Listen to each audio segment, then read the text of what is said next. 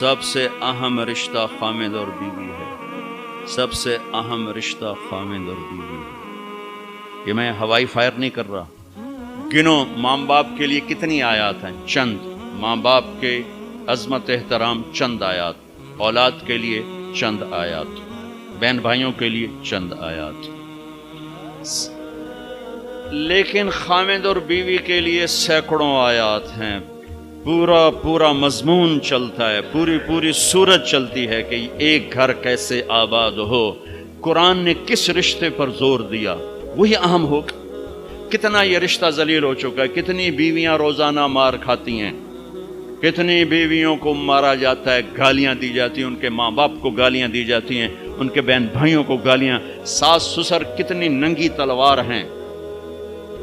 تم سارے علماء مفتی بیٹھے ہو، کہیں ساس بہو کے رشتے کے کوئی حقوق آئے ہیں؟ کہیں سسر اور بہو کے رشتے کے کوئی حقوق آئے ہیں؟ لیکن میرا معاشرہ سارا حق ساس سسر کے آنے والی بہو پر ڈال دے۔ خامن تو بیچ میں شامل ہوا جائے، بچو پتہ نہیں کدو آ گیا، تو پھر چھانٹ سانو کرن دے جو کرنا۔ ایک عورت جب ماں ہوتی ہے تو روئیں سے محبت کے چشمے، جب ساس بنتی ہے تو روئیں سے زہر اگلنے لگ جاتی۔ یہ کیا معاشرہ ہے؟ اس معاشرے نے کو ہم، یہ علماء کا قصور ہے کہ انہوں نے معاشرت نہیں سمجھائی۔ اچھا، ایک اس رشتے کی اہمیت اس وجہ سے سینکڑوں آیات ہیں، ایک اس کی کمزوری اس وجہ سے، اس کو بچانے کے لیے، چونکہ ماں بیٹے کا رشتہ ٹوٹتا نہیں، بہن بھائی کا رشتہ ٹوٹتا نہیں، باپ بیٹے کا رشتہ ٹوٹتا نہیں، خامد بیوی کا رشتہ ایک بول پر ٹوٹ جاتا۔ اس کو بچانے کے لیے ادھر سے، اس لیے یہ فقہا کہیں گے کہ اللہ تعالیٰ نے بیوی کا حق رکھا کہ الگ گھر دو، اگر وہ مالدار ہے تو الگ گھر دے، تاکہ وہ میاں بیوی زندگی شروع کریں، ان کے مسائل تھوڑے ہوں گے۔ بیچ میں ساس بھی آ گئی، بیچ میں سسر بھی آ گیا، بیچ میں نند بھی آ گئی، دیور بھی آ گیا، بھابیاں بھی آ گئیں، وہ دیکھیے ویسی چٹنی بن گئی پہلے دن۔ چند دن پہلے ہمارا ایک ساتھی بتا رہا تھا جی کہ وہ صاحب جب بیوی کو مارتے تھے نا تو ساتھ ان کے ابا بھی آ جاتے، ان کی اماں بھی آ جاتی، ان کی بہن، ان کے بھائی، سارے مل کر بیوی کی پٹائی کرتے تھے، اور بڑا دیندار گھرانہ کہلاتا تھا وہ علاقے کا۔ اگر وہ الگ گھر نہیں لے کے دے سکتا تو کرائے پر لے کر دے، اس کو الگ رکھے، اگر اس کا مطالبہ ہے، مطالبہ نہیں پھر تو ٹھیک ہے۔ اگر کرائے پر بھی لینے کی سخت نہیں تو گھر میں پورا پورشن اس کو لے کر دے، پورا پورشن دے جس میں وہ آزاد ہو۔ اگر اس کی بھی ہمت نہیں تو ایک کمرہ، ایک کچن، ایک ٹوائلٹ اس کا الگ ہو جس میں اور کوئی نہ ہو۔ اگر اس کی بھی ہمت نہیں تو پھر روزے رکھے تھے، تسبیح پڑھے، کسی دین کو برباد نہ کرے، پھر کسی کی بیٹی کو برباد نہ کرے، پھر اپنے روزے رکھے۔ یا معاشر الشباب من استطاع منکم الباءۃ فلیعفل وان لم یستطع فعلیہ بالصیام۔ پھر روزے رکھو، تسبیح پڑھو، کسی کی بیٹی کو برباد نہ کرو۔ یہ بہت خوبصورت رشتہ ہے، لیکن جوائنٹ فیملی سسٹم نے اسے تباہ کر کے رکھ دیا۔ جوائنٹ فیملی سسٹم بہت اچھا، مشترکہ نظام زندگی بہت اچھا تھا جب ایک دوسرے کے حقوق کا پتہ تھا، اب حقوق کا نہیں پتہ، لہٰذا ادھر سے آگ، ادھر سے آگ، ادھر سے آگ، ادھر سے آگ۔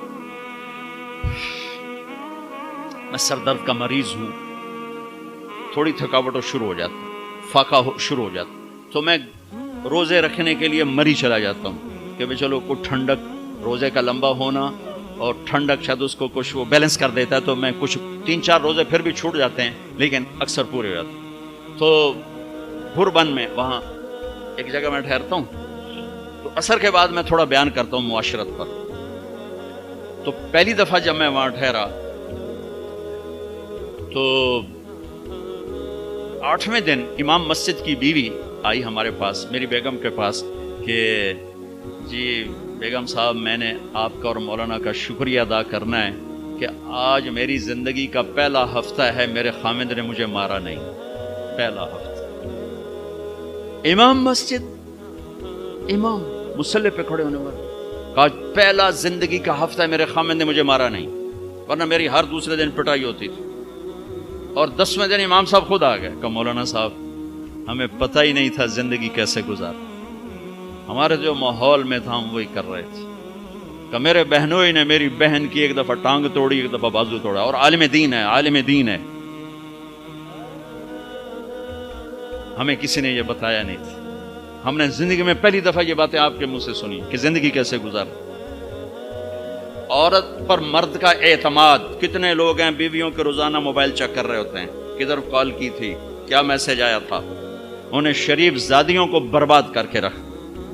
اور کتنی عورتیں ہیں جو اپنے خامدوں کا موبائل ڈھونڈ رہی ہوتی ہیں, وہ سو جاتے ہیں, وہ موبائل چیک کرتی ہیں, کہیں کہاں فون کیے, کیا میسج آئے. اس بد اعتمادی نے کتنے گھر اجاڑ دیے. ابھی ایک طلاق ہوئی ہے میری اپنی فیملی میں, ابھی طلاق ہوئی, کہ اس کمبخت کو اتنا شک تھا کہ متقی ترین بچی کو اس نے طلاق دی. شک. شیطان کو کیوں خامند اور بیوی کا جھگڑا سب سے زیادہ پسند ہے کہ چھاؤں ہٹ گئی اور اگلی نسل تباہ ہو گئی. شیطان روزانہ کچہری لگاتا ہے, پوچھتا ہے آج کیا کیا, کوئی کچھ کہتا ہے, کوئی کچھ کہتا ہے, سب کو ٹھنڈا جواب دیتا ہے, ٹھیک ٹھیک.